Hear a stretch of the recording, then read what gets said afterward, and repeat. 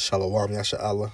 First and foremost, we want to give all praises, honor, and glory to Yahweh, by Hashem, Yahweh Shai, by Hashem, Rakak Wadash, the honors to our apostles and elders, a great millstone, Ruel, and peace and blessings to the hopeful elect that's pushes great gospel in sincerity and truth. This your brother Tazakai Yahweh, Your brother Shaki. from the great millstone to the Annapolis camp, coming at you another lesson through the spirit and power of Yahweh, by Hashem, Yahweh Shai, and Lord willing to be edifying. Got an article from history.com, and it reads, Saturnalia, and it's updated September 13th, 2022. Originally came out December 5th, 2017, right? And it reads, Saturnalia, held in mid-December, is an ancient Roman pagan festival honoring the agricultural god Saturn, right? It says, because of when the holiday occurred near the winter solstice, right, which goes into a Wiccan or pagan holiday, so to speak, celebration. It says, Saturnalia celebrations are the source of many of the traditions we now associate with what? Christmas, such as wreaths, candles, feastings, and gift giving, right? It says, so when you partake in Christmas, you're ultimately giving worship to the pagan god of the agricultural god Saturn, right? Which goes to a Roman god, but also, when we get it, it goes back even farther than that. So it says, what is Saturnalia? Saturnalia, the most popular holiday on the ancient Roman calendar, derived from the older farming-related rituals. See, it's a ritual, it goes to the witchcraft of midwinter and the winter solstice, especially the practice of offering gifts or sacrifices to the gods during the winter sowing season. So when you partake in this, you are giving off a sacrifice to these other gods, right? And speaking to you Israelites, your God is who? Yahweh. Said that's your God. But you pay homage to these other gods, whether knowingly or unknowingly. But even still, it all goes into what? Idolatry, which is a punishment, there's a penalty for you to be punished by death. So it say the pagan celebration of Saturn, the Roman god of agriculture and time, began as a single day, but by the late Republic, 133 to 31 BC, it had expanded to a week-long festival beginning December 17th on the Julian calendar, which the Romans used at the time. The winter solstice fell on what? December 25th, the day that you do what? Christmas. And also, I believe Saturn goes back to his Greek counterpart would be Kronos, would be the god of time and stuff like that. Which they, ultimately Jake made them up, but Esau, takes everything and go crazy with it. But I believe Saturn goes back to Kronos, which would be who they say is Zeus's father and all that madness. But it says how the Romans celebrated Saturnalia. During Saturnalia, work and business came to a halt. Schools and courts of law closed, and the normal social patterns were suspended. Isn't that what happened nowadays? When Christmas comes, what? You're off. You don't got to work, right? And we understand that this go back to pagan Rome, but also what? We in the new revised Roman Empire right now as we speak, right? It's people decorated their halls with wreaths and other greenery and shed their traditional togas in favor of colorful clothes known as synthesis. Even enslaved people did not have to work during Saturnalia, right? But were allowed to participate in the festivities. In some cases, they sat at the head of the table while their masters served them. Instead of working, Romans spent Saturnalia gambling, singing, playing music, feasting, socializing, and giving each other gifts. Ain't that what y'all do for Christmas? Family get together. Y'all may watch some games maybe on. Y'all bet on the game. Y'all be singing Christmas carols, playing music. Or, rather, it don't even got to be, Christmas carols and stuff like that. You could be just regular music, feasting, socializing, giving each other gifts. That's what you do for Christmas. You all just have partaken that who partook in Christmas. That ultimately, we sing it to the crowd for those who already know about these things. But this video is for the newer brothers and sisters to get a better understanding of what you were participating in hopes that it'll pull you more and more from the world into pull you into the grace of Yahweh Shemel Shai, to live according to his will to the best of your ability. It says, wax taper candles called suri were common gifts during Saturnalia to signify light returning after the solstice. On the last day of Saturnalia celebrations known as Sigillariae, many Romans gave their friends and loved ones small terracotta figurines known as Signallaria, which may have referred back to older celebrations involving what? Human sacrifice. Ultimately, when you're doing this, because people say, "Well, I don't celebrate it. I do it for my kids. I don't do it, but they do it." But then what? You passing them through the fire as a sacrifice to Molech, but you still do it even though you say you're not. So you giving the sacrifice to those pagan gods as well. You know, it's a look at this man. It's the Revolutionary War hero was openly. You see it. You look what he look. You got it. You saw Edom. But moving on to say, Saturnalia was by far the jolliest Roman holiday. The Roman poet Catullus famously described it as the best of times. So riotous were the festivities that the Roman author Pliny reportedly built a soundproof room so that he could work during the raucous celebrations. Right? Temple of Saturn and other Saturnalia customs, constructed in the 4th century AD to replace an earlier temple, the Temple of Saturn in Rome, served as a ceremonial center of later Saturnalia celebrations. On the first day of the festivities, a young pig will often be publicly sacrificed. See, a pig will be, sacrificed. Will often be publicly sacrificed at the temple, which was located in the northwest corner of the Roman Forum. The cult statue of Saturn in the temple traditionally had woolen bonds tied around his feet, but during Saturnalia, these bonds were loosened to symbolize the god's liberation. In many Roman households, a mock king was chosen. The Saturnalius, or precepts, or the leader of Saturnalia, sometimes also called the Lord of Misrule, usually a lowlier member of the household. This figure was responsible for making mischief during the celebrations, insulting guests, wearing crazy clothes, chasing women and girls, etc. The idea was that he ruled over chaos rather than the normal Roman order. The common holiday custom of hiding, and this is all madness that you all partake in, even though you don't do the same. Y'all actually kind of still do the same thing, you just do it in a different manner. They say the common holiday custom of hiding coins or other small objects in cakes is one of many dating back to Saturnalia, as this was a method of choosing the mock king. How Saturnalia led to Christmas.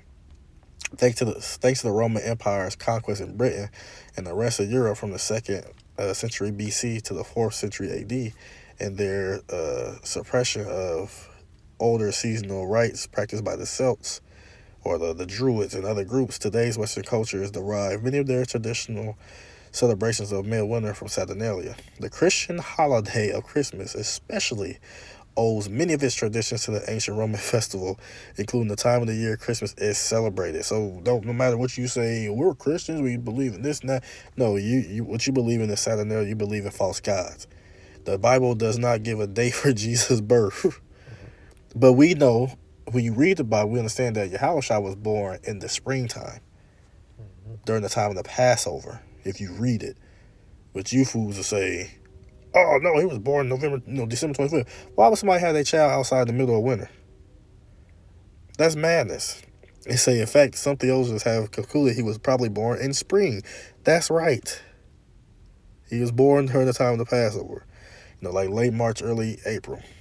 It's concluded he was probably born in spring, as suggested by references to shepherds and sheep in the Nativity story. Now, you would be better off saying that he was born on Easter. That'd be a more of a closely accurate time period of his birth. And also, yes, we understand that Easter is a pagan celebration as well, going back to, those Babylonian Assyrians, the Semiramis, and, Nimrod, which we're going to get into as well. It goes back to that time period too, woman worship, the Queen of Heaven worship, right? But even still, just saying, you would be around the ballpark, the right ballpark, saying he was born on Easter, around that time period. But we understand, we follow the Passover, Pesach. But going on, it says, but by the 4th century AD, Western Christian churches settled on celebrating Christmas on December 25th, which allowed them to incorporate the holiday with Saturnalia. So it's purposely tied together with Saturnalia and other popular pagan midwinter traditions. Is Christmas a pagan holiday? Pagans and Christians coexisted, though not always happily, during this period. And this likely represented an effort to convince the remaining pagan Romans to accept Christianity as Rome's official religion. Before the end of the 4th century, many of the traditions of Saturnalia, including giving gifts, singing, lighting candles, feasting, and merrymaking, had become absorbed by the tradition of Christians as many of us know them today. So when you sit there and say, "Oh, it's not pagan, and we're not doing it," yes, you are. You are worshiping. You're worshiping a pagan god at the end of the day. And actually, as a matter of fact, if you could you get Exodus chapter 20? Because it tells you at the top, like, play this day that you're worshiping Saturn. You know, in that sense, to go back to the Roman times, you're worshiping Saturn. But we're going to get you a little bit deeper, right? Exodus chapter 20, verse 1 to... matter of fact, you can read verse 1 to verse 5. It's Exodus 20:1. And Yahweh spake all these words, saying, I am the Lord thy power, which have brought thee out of the land of Egypt, out of the house of bondage. Now, did it say, I am Saturn thy power? I am Jesus thy power? You know what I'm saying? Did it say any other pagan ass God? I am Allah thy power? It didn't say them. It say, I am the Lord Yahweh. Ba'ashem Yahushai, thy power. It was Yahweh who brought us out of the land of Egypt. Not Jesus, not just God, not Allah, not Saturn, not Nimrod, not all these pagan gods that y'all worship. Right? Go on. Verse 3, thou shalt have no other gods before me. Point blank period. That just said what? Saturn is a god of agriculture and time, and you're following and you're partaking. That means what? You're paying homage and giving a sacrifice and worshiping another god. The Lord said, thou shalt have no other gods before me, point blank, period. I don't give a damn if you was raised up and my people did it to my parents, did it to me, and their grandparents did this and that. They were all in error. They were wrong. But then you'll say, I don't do it, but I do it for the kids. You're in error. You're wrong. Passing them to the fire, to Molech, to be sacrificed. Right? You're going to be put to death, and your children can be put to death too by your actions. Because you're paying homage to a false god. Go ahead. Verse 4, thou shalt not make unto thee any graven image or any likeness of anything that is in heaven above, or that is in the earth beneath, or that is in the water under the earth. Right, because mainly like that tree in itself is a graven image. Yeah, it's a tree, but how y'all prop it up and how y'all make it, y'all worship it, y'all bow down to it as if it's a god. That is a graven image. Then what they make? They make angels put on top of it, all this and that, and they do all mannerisms of wickedness when they come to these images. Right, verse 5. Thou shalt not bow down thyself to them, nor serve them, for I... Yeah, that's what you do. You bow down and you serve them. You worship because you partake in them. Right, go ahead. For I, the Lord, thy power, am a jealous power, visiting the iniquity of the fathers upon the children unto the 3rd and 4th generation of them that hate me. And people wonder why they die around this time period. Ooh, it's supposed to be a holiday cheer and joyous and festival and all this and that. But people dying. Because why? Yahweh Shemashai is not dealing with these holidays, these wicked holidays that these heathens put out there for you to follow. Go ahead. Verse 6, and showing mercy unto thousands of them that love me and keep my commandments. And those who love, and the mercy going to show us to those who, like I said, the people who visit, he going to visit your iniquity, your perpetual sins to those that hate you, that hate him. How do you show that you hate Yahweh Shemashai? By not following his commandments, right? By transgressing his law. But those who you going to show mercy to is those who keep his commandments. Those are those who show that they love him. So those who not following after this pagan holiday, they worship the Father in the Spirit and the truth and charity and love, and he gonna have mercy upon them. But as far as everybody else, you gonna be delivered unto death and destruction. As a matter of fact, could you get Amos chapter 5, verse 21, I believe? Yep. Is it Amos 5 and 21? Mm-hmm. I despise your feast days, and I will not smell in your solemn assemblies. Now, this is talking about us in our times past, because why? Jake was living just complete wickedness, premeditating, sins and stuff like that. So the Lord was like, I'm doing away with your sacrifice. I'm doing away with your feast. So your solemn assembly, he's not dealing with them at all. So how much more are we in real time now that you having feast days that's contributed to other gods? Most definitely not dealing with them. And he will not spell them, and he will not accept them. Right? So you think, oh, the Lord, he's with us. He's not. So at that point in time, he hated our own actual high holidays he gave us. How much more you think he going to feel about high wicked days that he did not give us? And you people wonder why you be out here dying and being destroyed and Christmas trees catching on fire. I just seen somebody where I'm from, somebody's tree caught on fire. They almost lost everything besides our lives. But I guess what they're going to do next year? They going to get another damn tree. If the Lord will open their eyes and bring them to the truth, but what they're going to do, they're going to get into the tree, and next time you may not make it out. I done did lessons even last year. It was people who, that tree caught on fire in their home, everybody died. But the Lord was dealing with that. He delivered them. It was a birth. It was a birth for his son. So why would he allow something like that to happen? Sure, I think I seen something like this dude was setting up some Christmas things out in his yard, and he got shot. Did drive by on him. But if the Lord was dealing with it right, why would he be shot? It's the holiday cheer. You know what I'm saying? No. So the Lord's not dealing with those Christmas, the Christmas, any of these wicked ass holidays as it is. But just what just passed was Christmas.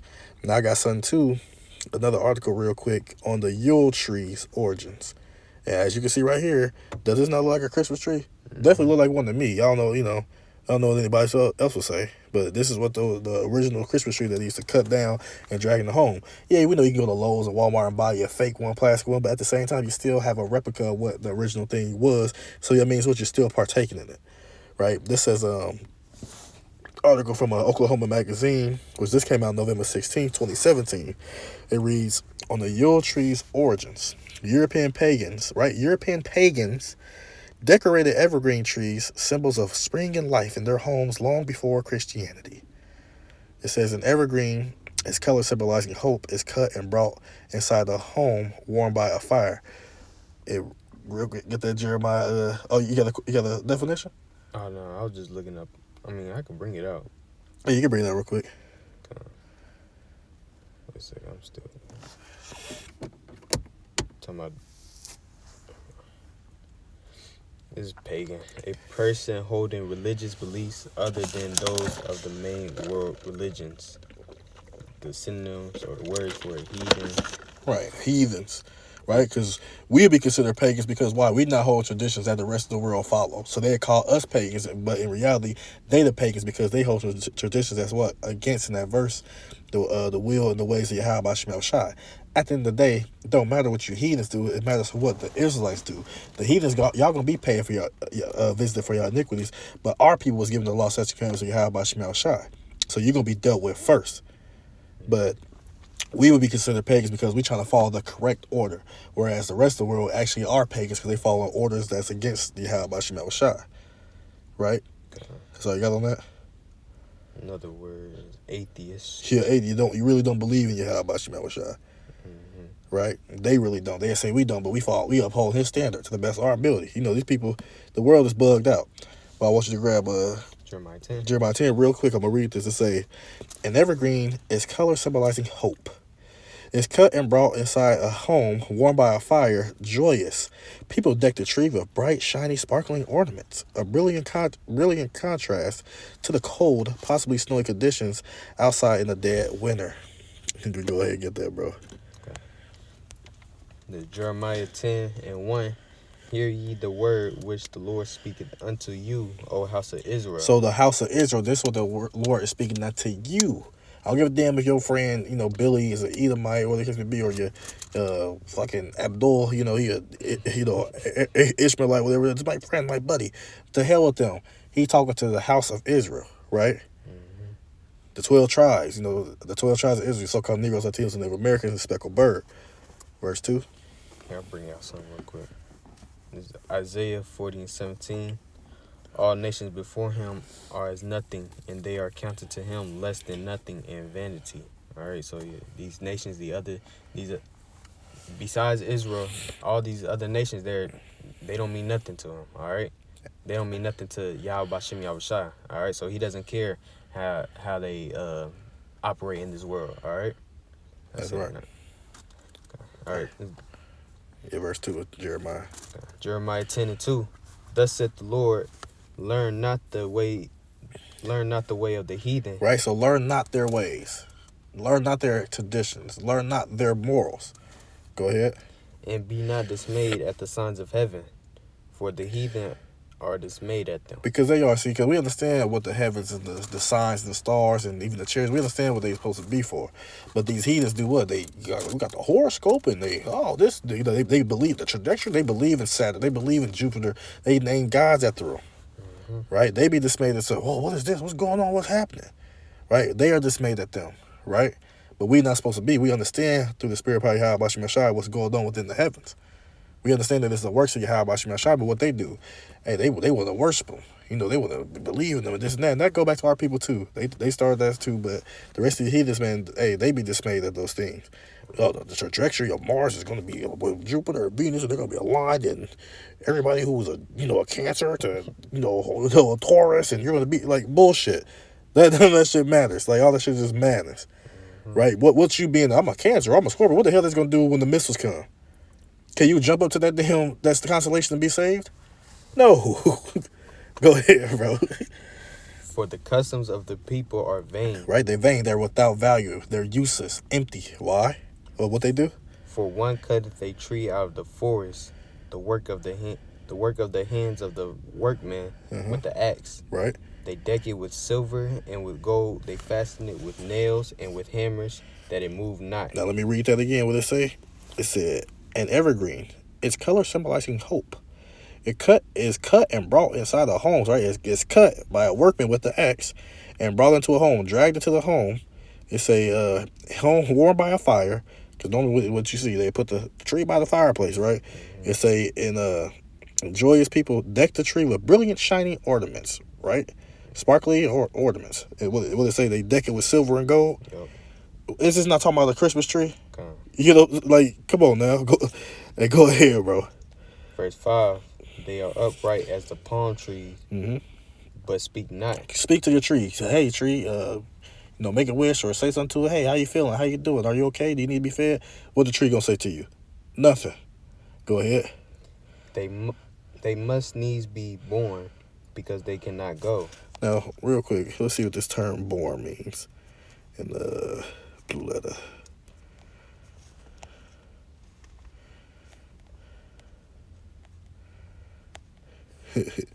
To lift, to bear up, to carry, to take, to lift up, to endure. So pretty much you can do more than what your idol can do that you believe in, as far as that tree. They must need to be born to lift up and carry, because why? They can't do it their damn self. Go ahead. Okay. It says, be not afraid of them, for they cannot do evil, neither also is it in them to do good. See, they can't do shit. They're idols. They can't do nothing. Right? You the one that gives them their power. You the one that moved them. You the one that placed them this way. Could that tree decorate its damn self to be worshipped? No, you do that. They can't do those things. So they can't do good nor evil, but the evil that you do within them is what? You worship them.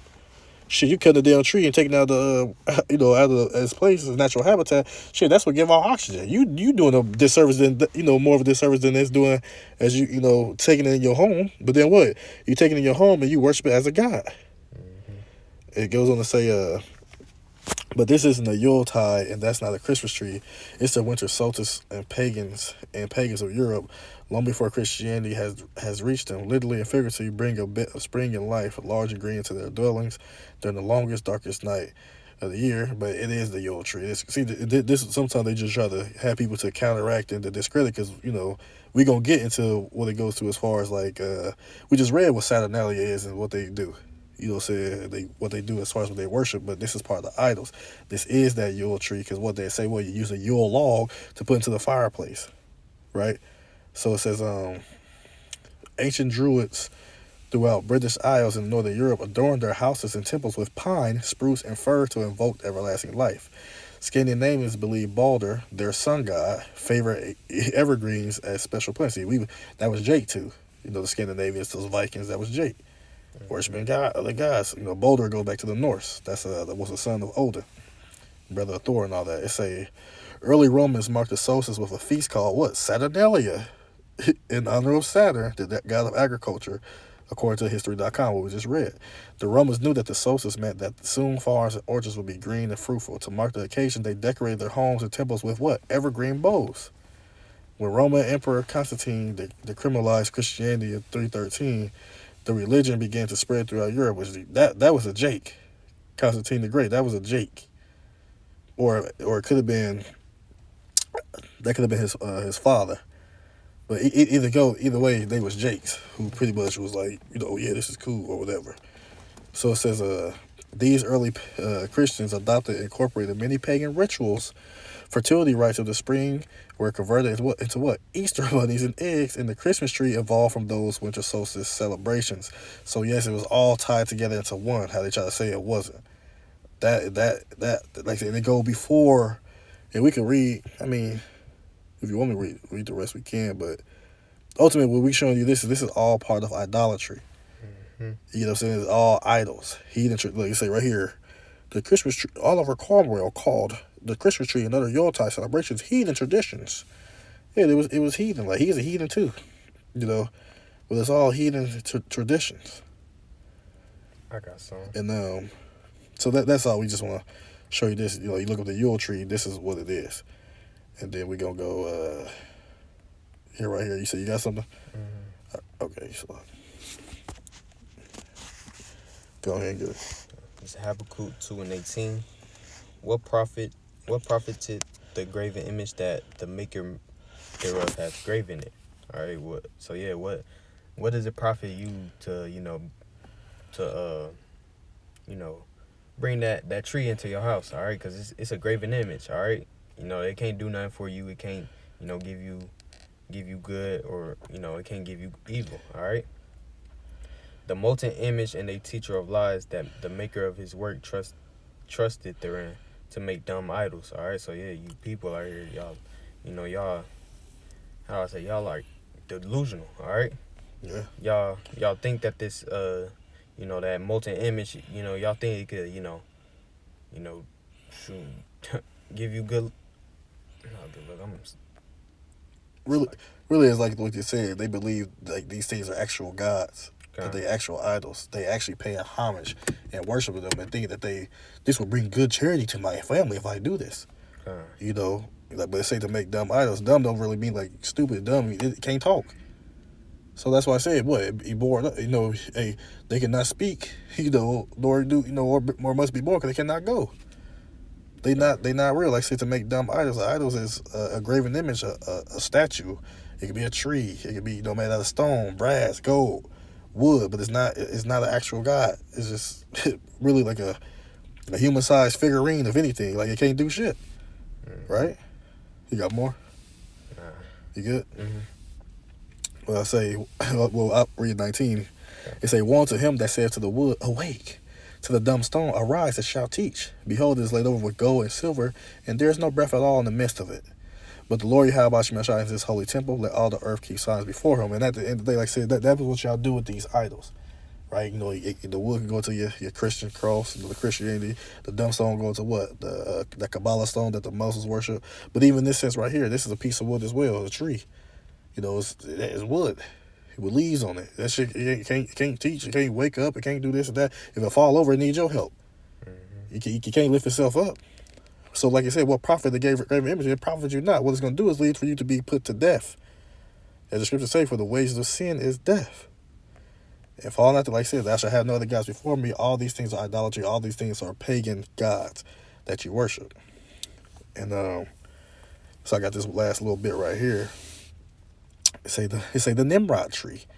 Nimrod, the Lord of Christmas. Now, they were talking about Roman, Saturnalia. They were talking about even before Roman times with the Druids, this and that. This is going back thousands of years. Okay, yeah, you could say there's no time period that they're talking about, 2,000 years, but this is going back 3 to 4,000 years, maybe even 4,500 years ago with Nimrod, right? Who is Nimrod? He's a descendant of Ham, the son of who? Cush, right? So these would be considered what? Cushites or Ethiopians, today. They say on each anniversary of his birth, which is what? December 25th. This is who you paying your homage to, who was actually born on December 25th, as it says. Nimrod will visit what? The evergreen tree and leave gifts upon it. right? It say Nimrod started the great organized worldly apostasy from God that has dominated this world until now. Nimrod married his own mother, whose name was Semiramis. After Nimrod's death, his so-called mother wife, Semiramis, propagated the evil doctrine of the survival of Nimrod as a spirit being. She claimed a full-grown evergreen tree sprang overnight from a dead tree stump, which symbolized the springing forth into what? Unto new life. What we read in the previous articles of the dead Nimrod. On each anniversary of his birth, she claimed Nimrod would visit the evergreen tree and leave gifts upon it. December 25th was the birthday of Nimrod. This is the real origin of what? The Christmas tree. Like the article tried to say, it's not tied. The tree is not tied. This and that. Yes, it is. This go back thousands of years before the Druids and the Celts and all this and that. This go back, it predates them 2,000 plus years. So, you say what? Look, here we go. Traditionally, a Yule log was burned in the fireplace on Christmas Eve, and during the night, as the log embers died, there appeared in the room, as if by magic, a Christmas tree surrounded by gifts. The Yule log represented what? The sun god. Now, Nimrod wasn't a god, but they deified him after his death, called him the sun. So that's why you got Sunday. Like you really paying homage back to who? Nimrod, the so-called sun god, right? And the Christmas tree represented himself resurrected as his own son. So our Christmas tree and our Yule log have tremendous meaning, but not a Christian meaning. The Yule log is the dead Nimrod, human ruler of ancient Babylon, who was eventually deified as a son incarnate and hence a god. The Christmas tree is mystical Tammuz, the slain god, come to life again. We got even more. The real origins of Christmas. The real origin of Christmas goes back to ancient Babylon. It is bound up in the organized apostasy with which Satan has gripped the deceived world these many centuries. In Egypt, it is always believed that the son of Iris, or Isis, Egyptian name for the queen of heaven, goes back to who? Semiramis, was born December 25th. Yeah, this son we're talking about is a horse. Was born December 25th. Semiramis was also born the title Queen of Heaven, and she was Nimrod's mother. Paganism celebrated this famous birthday over most of the known world for centuries before the birth of Christ. What we just read in Jeremiah chapter 10 says what? Learn not the way of the heathen. It goes into the Christmas tree. The Babylonians had us in captivity roughly from 605 BC to like maybe 70 for like 68 years, maybe 67 years. So that was 600 years before Hamashiach came as himself. This right here predates before Hamashiach. This predates before the Neo-Babylonian, Assyro-Babylonian captivity with Nebuchadnezzar, because why? They are Assyrians. Christmas predates all the way back to the Nimrod, who was a son of Cush, who was an Ethiopian.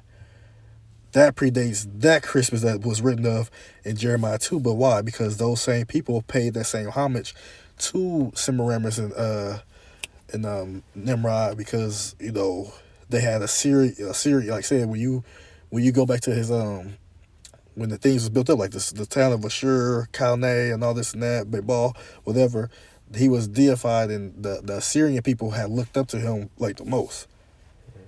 And I'm not sure if what the origins of his mother, but his mother plays a deep, heavy role in the Syrian written history as well. So I don't know if she was an Assyrian and his father just was Cush, Hamite, whatever the case may be. But the more of what I'm saying is that homage you paying homage to a man who was deified as a god. So you're just paying homage ultimately to what to an idol. And this is like, it's vast stories of it. It all goes back to the Babylonians, the original Nimrod, Babylonians with Nimrod when he was a ruler. See, like even they say right here, a corruption against Jehovah God, it was really Yahweh. It says, as the people increased in number, the way of Yahweh was corrupted, and the principal figure in those days was Nimrod, the grandson of Ham, described as a mighty hunter. Before Yahweh, the word before used in this sense means totally antagonistic to Yahweh Bashim Mashah. So he was against Yahweh. We celebrate Christmas on the date which coincides with the birthday of Nimrod, the villainous king of ancient Babylon. Right, does it say right here, Nimrod who built Babel or Babylon? Yeah, like it just goes on. So no matter what you may say, when you following after Christmas and you bow into that Christmas tree, your homage is going back to Nimrod. It's going back to a man that was deified. It's going back to an idol, no matter what you say. You are paying. You like say you are pretty much. You like say worshiping after a false god, and that's why a lot of y'all gonna be led into death and destruction if y'all don't come out of that stupor. You don't come out of that madness, right? Did you have anything? Mm-mm. Okay, so get a couple of real quick. Yeah, we can close it out.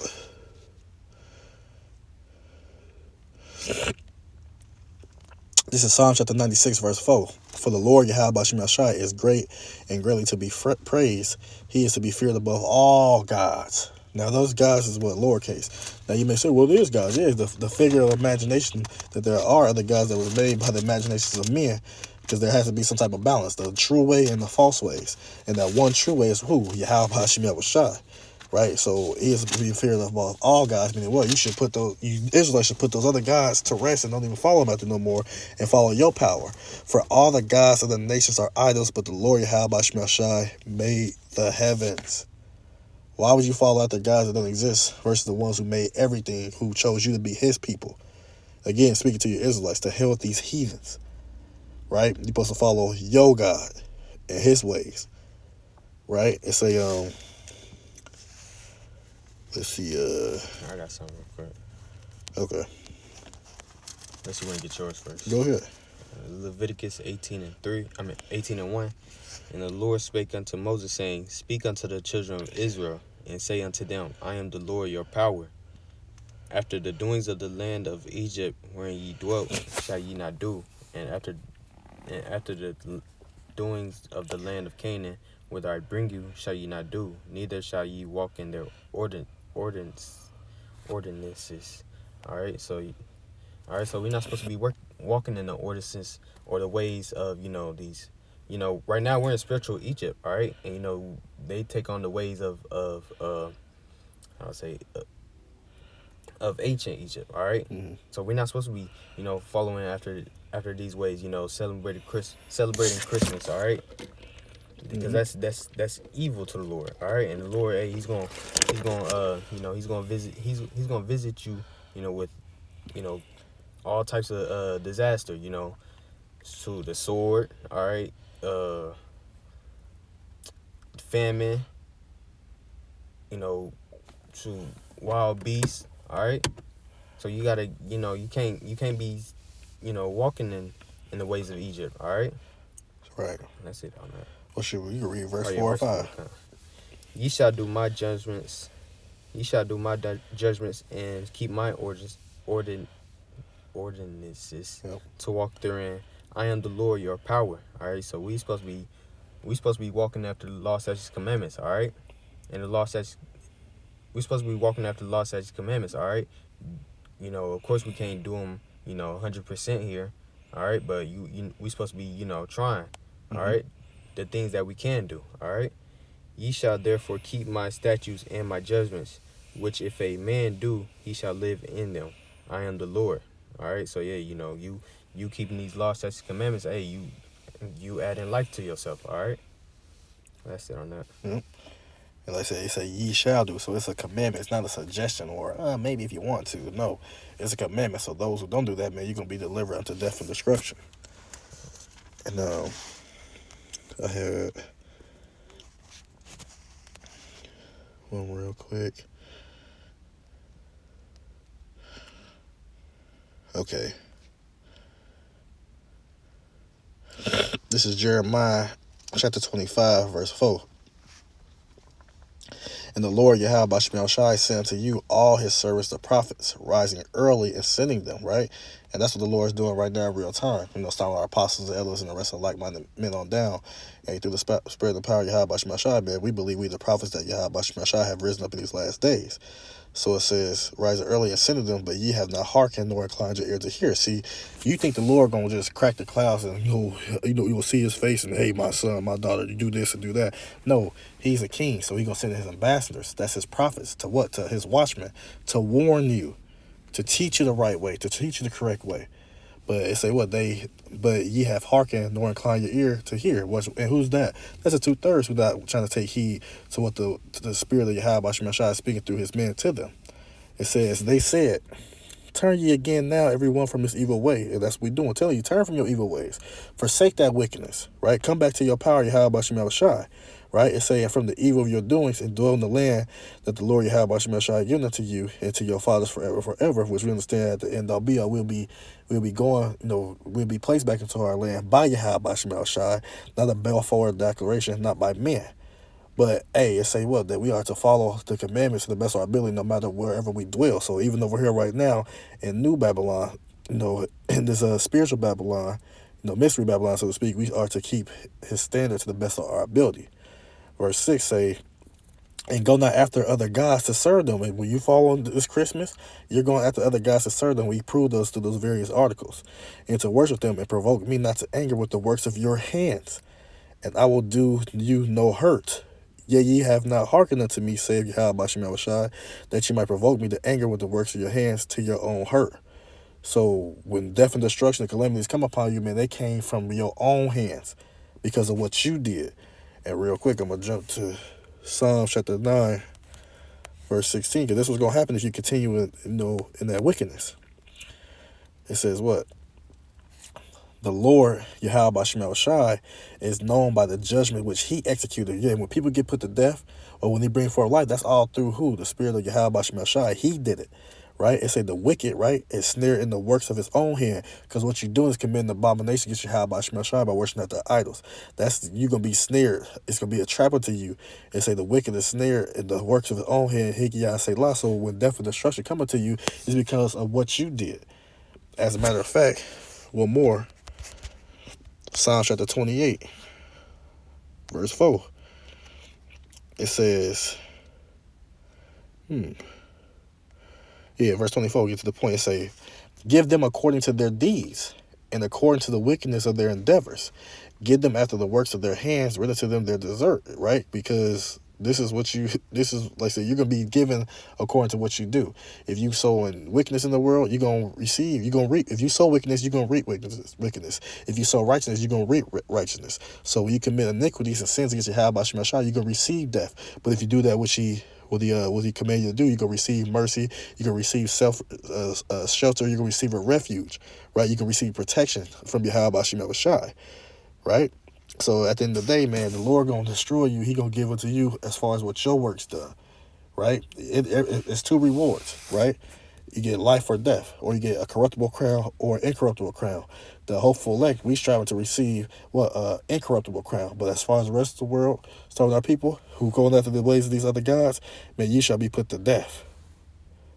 So hey, it's best for you to come out of those ways, come out of come out of her, come out of the ways of Babylon the Great, come out of the ways of these heathens, wherever you may be, residing in, and, say, forsake their ways and come back to your power, full circle, so that you may receive the blessings and may be preserved in the tumultuous, perilous times that we're entering into, because it's going to get bad. And you call on these other gods, last one, Salakia, bro. You call and worship these other gods, well, this is what the Lord going to say to you. This is Judges chapter 10, verse 13. Yeah, ye have forsaken me, right? You forsook the Lord, right? It says, and served other gods. Wherefore I will deliver you no more. So when you looking for protection, when you looking for deliverance out of a, tumultuous situation, man, the Lord not going to deliver you no more. He going to tell you to do what? Go and cry unto the gods which you have chosen. Let them deliver you in the time of your tribulation. And when that time period come, when you do that, you're going to receive death. You're going to see destruction, because those other gods do not exist. So it's best for you to get your mind right and repent and come back to your power, Yahweh Shem Shai of Israel. But therefore, if you don't choose to serve Yahweh Shem Shai, you're gonna be put to death. I know I said that was the last one, but through the Spirit, that's gonna be it. 2 Chronicles chapter 15, verse 13. That whosoever would not seek the Lord power of Israel, the Lord Yahweh Shem Shai, power of Israel, right? You don't seek after his ways. You don't fall after his ways. You don't try to uphold his standard. Rehearse his righteous acts to the best of your ability. It say what? Should be put to death. You're going to be put to death if you forsaken Yahweh Shem Shai. Whether small or great, whether man or woman. So, hey, at the end of the day, this that scripture that say what? Anybody can get it. If you're not serving Yahweh Shem Shai in peace, sincerity, charity, and love, and truth, man, you're going to be put to death. Point blank, period. In the story. So it's best for you, like I said again, to come back to your power, forsake those wicked ways. right? But if not, hey, you're going to be delivered unto death and destruction. You know? So, yeah, really, yeah, that's pretty much all, I got on that. Straight? Mm-hmm. Okay, so that's all we got on that. Lord willing, this lesson was edifying to sincere Akim out there listening. We want to give all praises, honor, and glory to Yahweh, Ba'ashem, Yahweh Shai, Ba'ashem, Rakakwadash, the balance of our apostles and elders at Great Millstone who grew well. And peace and blessings to the hopeful elect that spreads the great gospel in sincerity and truth. Shalom, Yasha Allah, Abad, Babal. Shalom. Shalom.